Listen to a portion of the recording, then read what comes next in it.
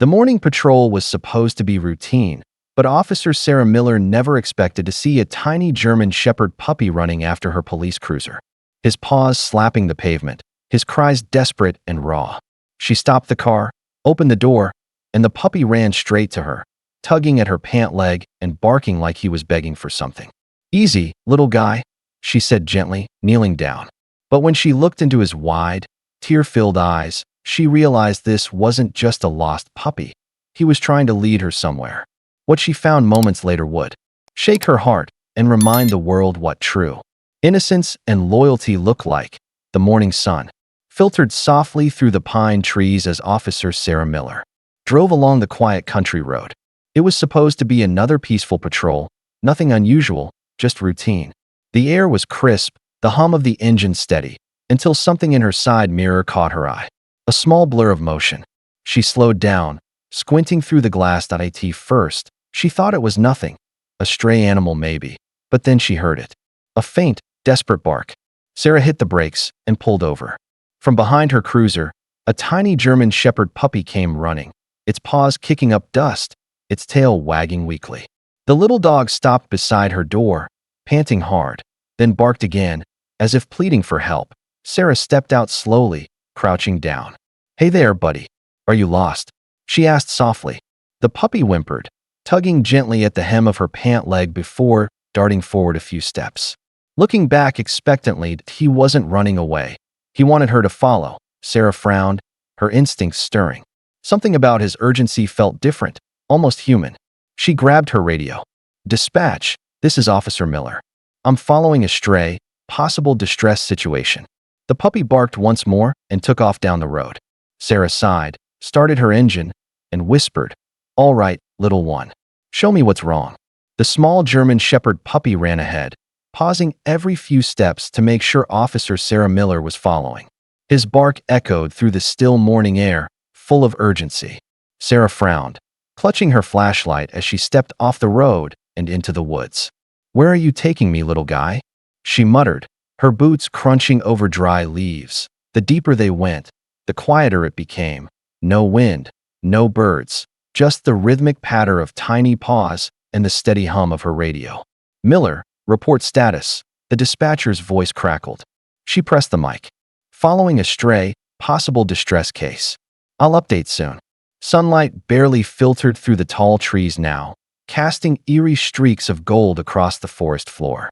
The puppy stopped suddenly, tail stiff, ears perked. He let out a soft whine and darted forward again, pushing through the underbrush. Sarah followed close behind, her heart pounding. Then she saw it, a small clearing ahead, half hidden by shadows. At the center stood an old wooden shed, its roof caved in, windows dark. The puppy ran straight to the door, scratching and crying. Sarah's gut tightened. Something was wrong. She unholstered her flashlight, eyes narrowing. "All right, little one," she whispered. "Let's see what you're trying to show me." The old wooden shed groaned in the wind as Officer Sarah Miller approached. The puppy whimpered softly, pawing at the cracked door before squeezing through a small gap. Sarah crouched down and pushed the door open, her flashlight slicing through the darkness. At first, all she saw were piles of broken tools and rotting boards. But then the beam caught something, a faint shimmer of eyes reflecting light. Sarah's breath hitched. In the corner, curled tightly against the wall, lay an adult German Shepherd, her chest rising weakly, her ribs visible beneath her matted fur. The puppy ran to her, nudging her face, whining desperately. "Oh no," Sarah whispered, kneeling beside them. The mother barely lifted her head, too weak to bark. "Hey there, sweetheart," Sarah said gently, removing her jacket and wrapping it around the trembling dog. "You're safe now." The puppy licked his mother's muzzle, refusing to leave her side. Sarah's throat tightened as she reached for her radio. "Dispatch, I've got two. One adult, severely malnourished, one pup, possibly abandoned. Request immediate rescue." She glanced down again. The mother's paw twitched, pressing faintly against her hand, as if thanking her. Sarah swallowed hard. "You held on for him," she whispered. "Now let me hold on for both of you."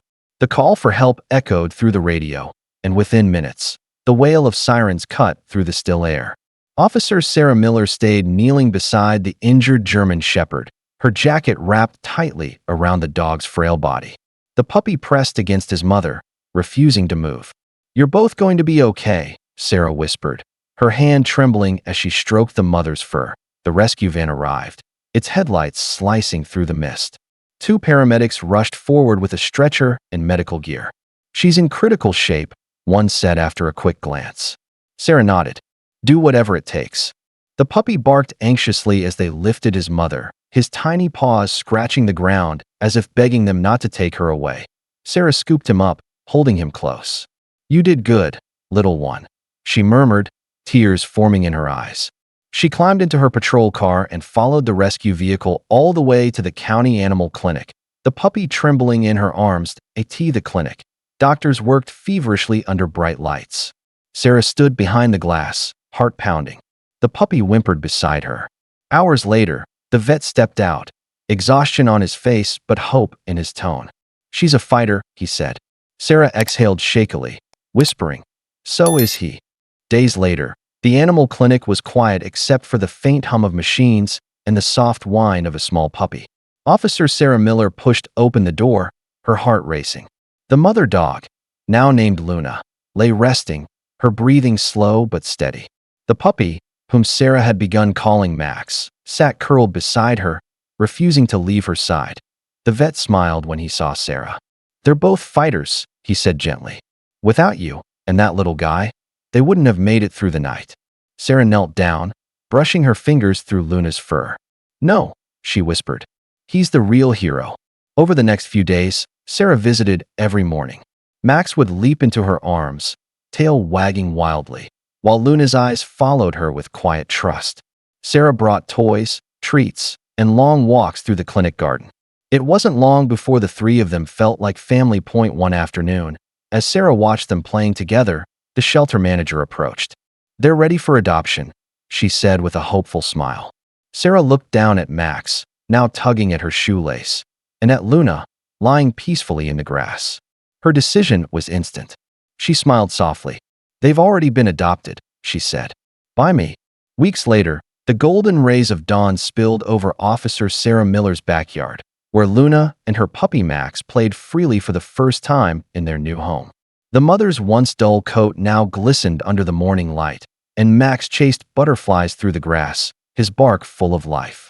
Sarah leaned against the porch railing, coffee in hand, watching with a smile that reached her eyes. Her home had always been quiet, a lonely space filled with silence after long patrol shifts.